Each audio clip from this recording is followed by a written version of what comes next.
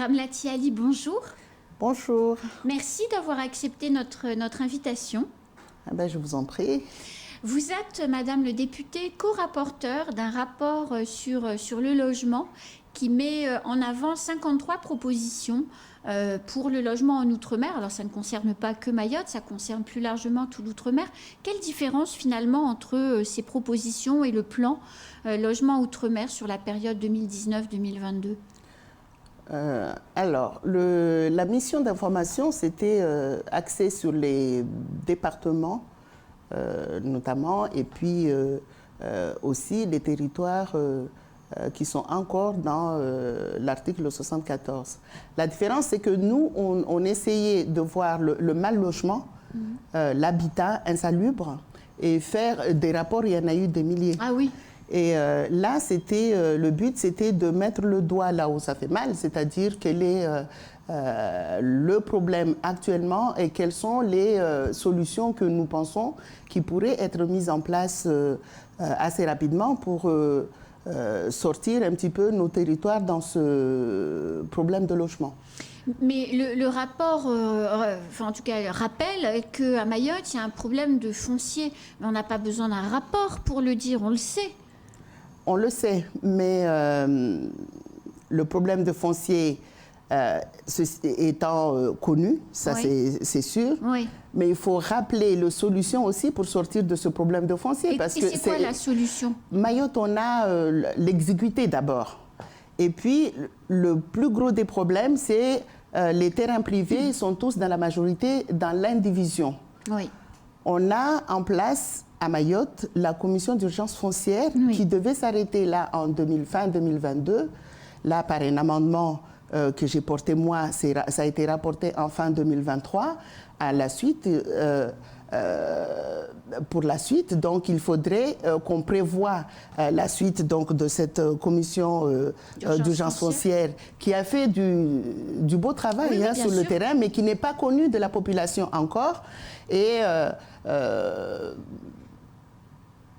demander, notamment ce qu'on a demandé dans ce rapport, par exemple, qu'il y ait un juge foncier, que ça ne soit pas un juge généraliste au niveau du tribunal qui puisse aider à ce que les Mahorais puissent s'approprier leur terrain pour qu'on puisse construire. Parce que la première problématique, effectivement, est le foncier, et la majorité aussi des fonciers appartient au département. Donc, il y a tout ce travail-là qui doit être fait sur le foncier. On le sait, mais à un moment, il faut pouvoir porter des solutions, voire même des mini-solutions. Ça peut nous aider à sortir le logement social tel qu'on souhaiterait l'avoir à Mayotte. On parle d'au moins 500 logements par an. Les 500 logements, il faut qu'ils soient posés quelque part et c'est pas aussi évident que ça. C'est pas aussi évident, vous avez raison. Certaines communes qui ont déjà commencé à construire du logement social et à reloger des gens qui viennent des bidonvilles, il ne faut pas avoir peur de le dire, disent en réalité qu'il manque une strate intermédiaire entre le logement social tel qu'on le connaît en métropole et tel qu'il est construit et le sorti de bidonvilles. Je prends un exemple, Mamoudzou Kawini, des personnes ont été relogées dans des logements sociaux et par peut-être manque de connaissances ou de savoir utiliser les logements, en sont arrivés à faire cuire la viande, enfin bref, faire le repas en plein milieu du salon et à faire le barbecue par terre en plein milieu du salon. Est-ce qu'il n'y a pas une strate manquante intermédiaire qui serait un logement peut-être qui permette justement de faire cet apprentissage?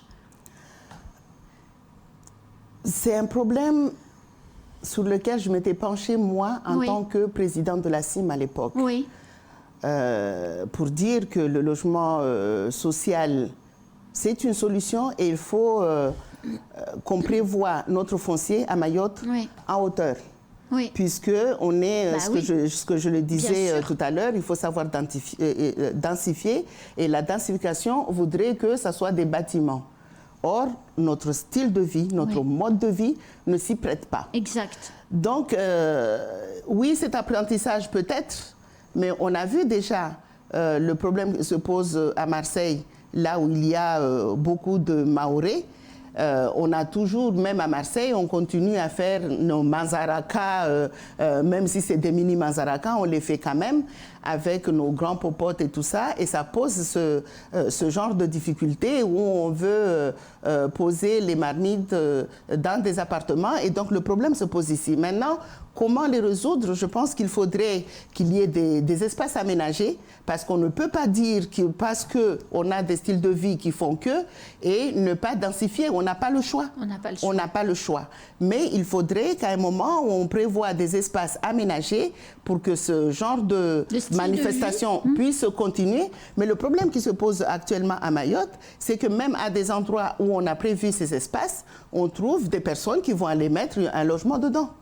Donc oui, il y a besoin d'avoir cette éducation, mais je pense que c'est aussi le rôle des communes et des CCAS d'aller expliquer au plus près de la population qu'il faut qu'on prévoie, parce que même nous, aujourd'hui, Maoré, quand on construit, il y a la maman qui est en bas, la première fille au-dessus, et ainsi de suite. Donc il faudrait que, une bonne fois pour toutes, on s'approprie ce style de vie. Alors la loi Mayotte, Ramlati Ali, on est obligé d'en parler, c'est quand même un beau fiasco. Beaucoup d'annonces, beaucoup d'espoir, beaucoup de travail de part et d'autre des élus, beaucoup d'implication aussi de la société civile. Et au final, un texte décevant et une loi qui ne verra pas le jour. Il faut être déçu. Tout ça pour ça. Déçus, on l'est tous. Quel que soit l'angle qu'on va prendre, oui, on est tous déçus. Maintenant, moi, je dirais, le grand problème de la loi Mayotte, c'est un problème de communication. Oui. Il y a eu un gros problème de communication du gouvernement vis-à-vis de Mayotte, oui. Peut-être même de l'État vis-à-vis de Mayotte, mais c'est surtout le gouvernement, et puis de Mayotte entre nous. C'est un problème de communication. Pourquoi je dis un problème de communication? C'est ces fameux 85 mesures qu'on a connues, qu'on a su, qu'on a découvert la veille de la vie, voilà, de la vie du département.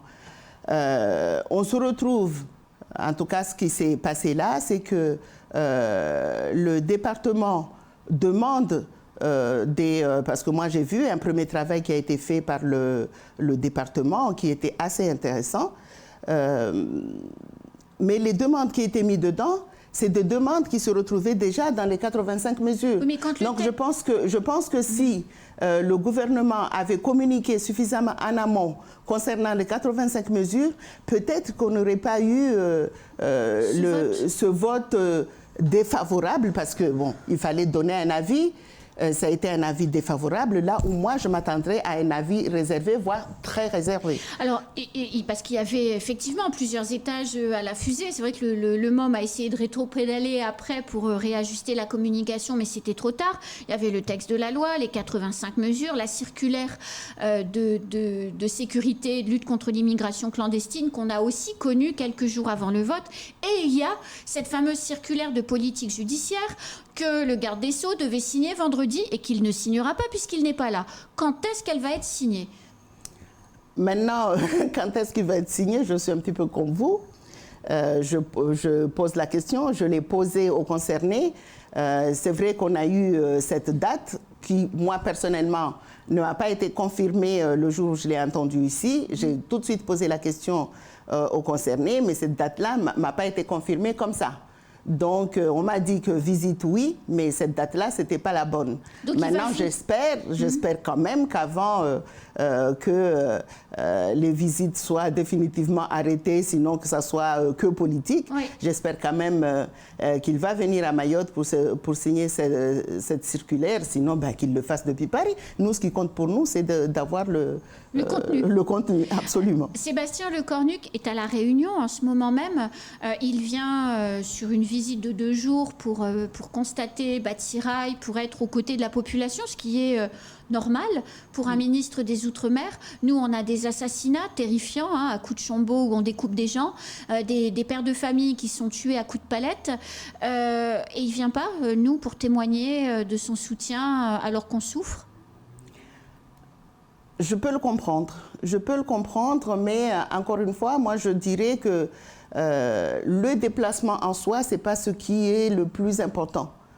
je pense qu'il faut réellement qu'on arrive à convaincre au niveau de Paris qu'on ne peut pas nous comparer par rapport à un territoire X de l'Hexagone national, parce qu'on est dans un territoire qui est exigu, qui n'a jamais connu ça, et j'espère qu'on ne s'habituera jamais, puisqu'il faut que ça s'arrête.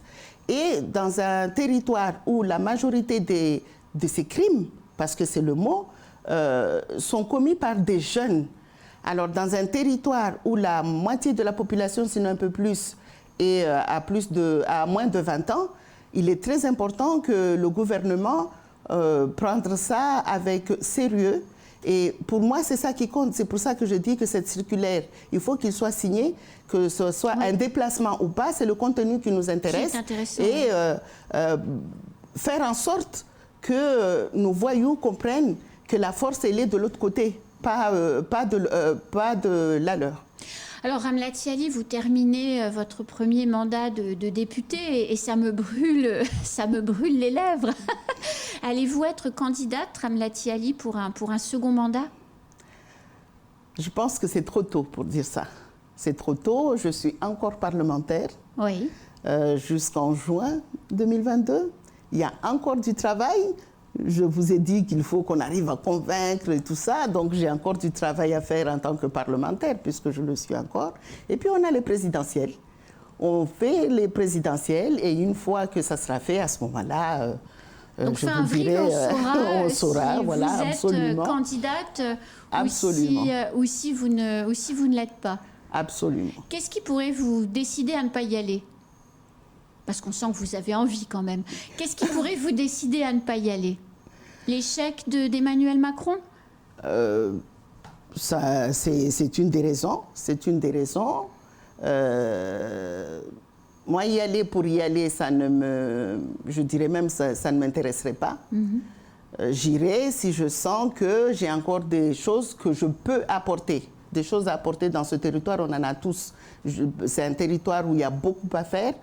La moindre volonté peut faire avancer. Moi, j'ai toujours dit que quel que soit l'endroit qu'on est à Mayotte, si on est vraiment passionné par ce qu'on fait, on ne peut que faire du bien parce qu'il y a tellement de choses à faire. Donc, si je sens que je peux encore apporter des choses, que j'aurai cette capacité de pouvoir les apporter, oui, j'irai. Mais si c'est pour aller pour la beauté du geste, ça ne m'intéresse pas. Alors, sur la campagne présidentielle, qui, elle, est bien partie, quels sont, selon vous, les thèmes importants que les candidats, pendant cette campagne, doivent mettre en avant? Pour Mayotte, j'entends. Hein. Mayotte, on est toujours dans la même dynamique. Je l'ai dit tout à l'heure, c'est un territoire d'urgence. Tout est urgent à faire. Oui. Mais la première qui conditionne tout le reste, c'est la sécurité. On ne va pas se mentir. La sécurité, c'est la première des choses. L'immigration clandestine, sans quoi toutes les politiques qu'on mettra en place, on ne verra jamais les bénéfices. Oui. Il faut qu'on arrive à le juguler d'une manière ou d'une autre. Il faut qu'on arrive à juguler l'immigration clandestine. Et puis, l'éducation, la santé, voilà, hein, on n'a pas... Alors, vous êtes une femme, vous êtes la seule parlementaire femme aujourd'hui, vous êtes médecin, qui plus est. Alors, il y a une question, moi, qui me taraude en tant que femme, et avoir votre opinion là-dessus m'intéresse. 10 000 naissances par an, est-ce que ce n'est pas aussi un sujet clé, c'est-à-dire faire en sorte de réguler les naissances, parce qu'avec 10 000 naissances par an, comment on peut s'en sortir? C'est beaucoup. C'est beaucoup, et vous avez bien fait de parler de ma casquette de médecin. Moi, en tant que médecin, je ne peux pas encourager la population à continuer à faire beaucoup d'enfants. C'est bien de faire des enfants, mais il faut penser à soi d'abord. Ce n'est pas anodin pour une femme. Et à l'hôpital, on sait le nombre de cancers de la femme qu'on a.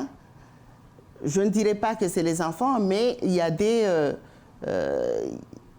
il y a quand même, je ne sais pas comment vous le dire, pour la délicatesse que les gens ne comprennent pas, que je ne veux pas qu'ils fassent des enfants, mais il y a quand même un moment se dire que faire beaucoup d'enfants pour le cancer du col de l'utérus, on